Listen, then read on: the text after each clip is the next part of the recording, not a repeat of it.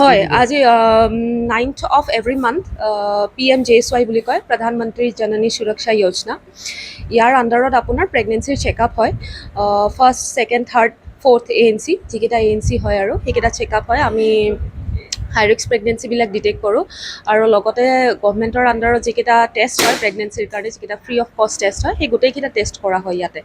আশা বাইদেউসকলক মাতা হৈছে আজি, প্লাছ আপোনাৰ TT বেজী যিকেইটা থাকে, আজিকালি TD বুলি কয়, সেই বেজীকেইটাও দিয়া হৈছে। আমি চেকআপ কৰি গোটেইকেইটা যিবিলাক হাই ৰিস্ক প্ৰেগনেঞ্চি আছে গোটেইকেইটা নোট ডাউন কৰা হৈছে ইয়াতে। ইয়াতে অলমষ্ট 50 জন হৈছে আমাৰ গোটেইকেইটা ৱাৰ্ডৰ। অকল আমাৰ মাত্ৰ ৱাৰ্ড হিচাপে নহয়, বাকী চাউথ চালমাৰৰো আমাৰ পেচেণ্ট আহে, তেওঁলোককো চোৱা হৈছে।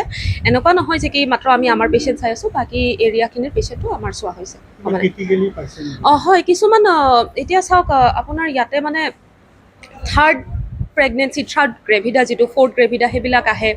বাকী হিমগ্ল'বিনটো বহুত কম থাকে প্ৰেগনেঞ্চিত, লেছ দেন 6 থাকে, কেতিয়াবা 7 থাকে। সেইবিলাকক, যিবিলাক চিভিয়াৰ এনিমিয়া থাকে, সেইবিলাকক আমি মেডিকেল কলেজত পঠিয়াই দিওঁ। বাকী যিবিলাক মডাৰেট টু মাইল্ড এনিমিয়া থাকে, আমি ইয়াতে ট্ৰিটমেণ্ট কৰোঁ। আইৰণ ফলিক এচিড দিয়া হয়, কেলছিয়াম দিয়া হয়। বাকী মেডিচিনখিনি আমাৰ ইয়াতে উপলব্ধ আছে, আপোনালোকে আহি পেলাই লৈ যাব পাৰে। নমস্কাৰ।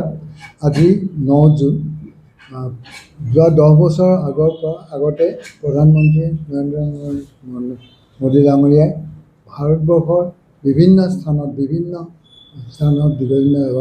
সকলো স্বাস্থ্য কেন্দ্ৰতে এটা তেওঁ অভিযান আৰম্ভ কৰিছিলে যে প্ৰধানমন্ত্ৰী মাতৃত্ব সুৰক্ষা অভিযান।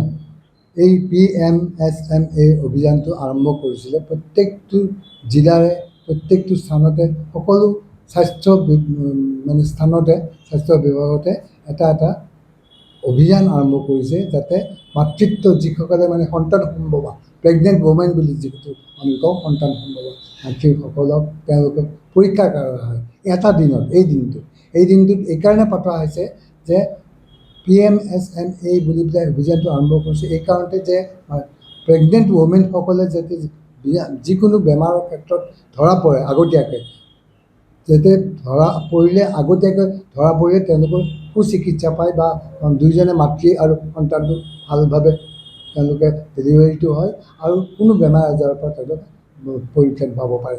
তেনে ধৰক বেলেগ হাই ৰিস্ক, আমি এইসকল মাতৃবিলাকক আমি হাই ৰিস্ক প্ৰেগনেণ্ট ওমেন বুলি কওঁ। তেওঁলোকৰ ৰিস্কটো অলপ হাই হয় কিছুমান ক্ষেত্ৰ থাকে, যেনেকৈ হাইপাৰ টেনশ্যন, প্ৰেছাৰ, উচ্চ ৰক্তচাপ বুলি কয়, যেনেকৈ ডায়েবেটিছ বেমাৰ থাকিব পাৰে, মধুমেহ বেমাৰ যিটো কয়, এনিমিয়া বেমাৰ হয়, এনিমিয়া বেমাৰ, তেজ ৰক্ত কম থকা হয়। এই ঠিক এনেকুৱা ধৰণৰ বেমাৰবিলাকৰ পৰা পৰিত্ৰাণ পাবৰ কাৰণে তেওঁলোকক আগতীয়া চিকিৎসা প্ৰদান কৰিব পৰা যাতে যায়, তাৰ কাৰণে এই অভিযানটো বিশেষভাৱে আৰম্ভ কৰা হৈছে।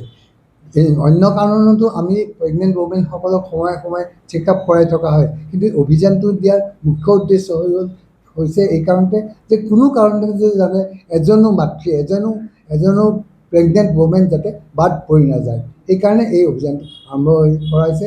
আৰু অসমতো আজিৰ এই দিনটোত অসমৰ বিভিন্ন স্বাস্থ্য কেন্দ্ৰত এই ক্ষেত্ৰত আৰম্ভ হৈছে। দুটা পৰ্যায়ত আৰম্ভ হৈছে। এটা হৈছে নৰ্মেল প্ৰেগনেণ্ট ওমেনখিনিক স্ক্ৰিনিং কৰা হয়, যাতে কোনো বেমাৰ আছে নে নাই পৰ্যায়ক্ৰমে দেখা যায়। হয়তো ব্লাড টেষ্ট কৰিব পাৰে, চুগাৰ টেষ্টটো কৰে, বা প্ৰেছাৰ চাই দিব, ৱেইটটো চাব, তেজৰ পৰিমাণ কিমান আছে, হিমগ্ল'বিন কিমান আছে, এইকেইটা পৰীক্ষা কৰে। আৰু প্ৰত্যেকটো আজিৰ দিনত বিশেষকৈ প্ৰত্যেক প্ৰেগনেণ্ট ওমেনক মেডিকেল অফিচাৰৰ দ্বাৰাহে পৰীক্ষা কৰা হয়। অন্য ক্ষেত্ৰত কেতিয়াবা কি হয়, ANM দ্বাৰা পৰীক্ষা কৰা হয় বা CHOৰ দ্বাৰা পৰীক্ষা কৰা হয়, কিন্তু আজিৰ এই বিশেষ দিনটোত এই অভিযানটো আৰম্ভ কৰাইছে যে মেডিকেল অফিচাৰসকলে তেওঁলোকক পৰীক্ষা কৰিব। দুটা ভাগ কৰাইছে, এটা হাই ৰিস্ক প্ৰেগনেণ্ট ওমেনসকলক মেডিকেল অফিচাৰে নিজে চাব যে তেওঁৰ বেলেগ ধৰণৰ বেমাৰ আছে নেকি, যেনে ধৰক ৰক্তহীনতা বা ডায়েবেটিছ যদি আছে, বা প্ৰেছাৰ যদি আছে সেইবিলাক সকলো পৰীক্ষা সেই মেডিকেল অফিচাৰ এজনে কৰিব আৰু আনটো বিভাগত নৰ্মেল প্ৰেগনেণ্ট ওমেনখিনি ANM চিষ্টাৰ চাব যদি দেখা যায় যে হাই ৰিস্ক আছে তেতিয়া মেডিকেল অফিচাৰজনে চাব এই হিচাপে আমি আবেলি 3টা বজাৰ ভিতৰত আমি আমাৰ ৰিপৰ্টখিনি পঠাব লাগে যাতে কোনটো বিভাগত কোনটো ঠাইত কোনটো বেমাৰ খুব বেছি হৈছে সেই অনুপাতে তেওঁলোকৰ ট্ৰিটমেণ্টখিনি আৰম্ভ কৰা হ'ব আমাৰ আজি জিলাখনৰ প্ৰত্যেকটো স্বাস্থ্য কেন্দ্ৰতে এইটো চলি আছে গোটেই জিলাতে আমাৰ ধুবুৰী জিলাত এইটো প্ৰত্যেকটো স্বাস্থ্য কেন্দ্ৰতে চলি আছে